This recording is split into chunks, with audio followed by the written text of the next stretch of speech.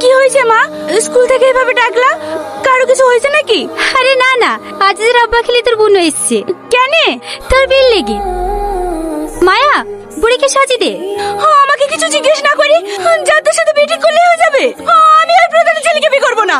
লেলে জামাটা পরে সেজিলে, ওরা কখন থেকে এসে বসে আছে।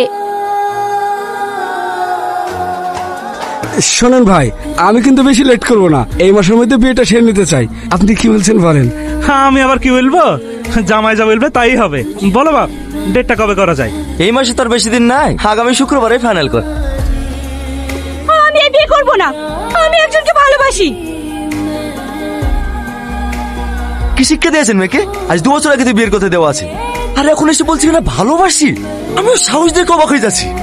তুই যাই করিস, আজিজের সঙ্গে তোর বিয়ে ঠিক করেছে, আজিজকেই তোকে বিয়ে করতে হবে। আমার জীবন, আমার যাকে পছন্দ আমি তাকেই বিয়ে করবো।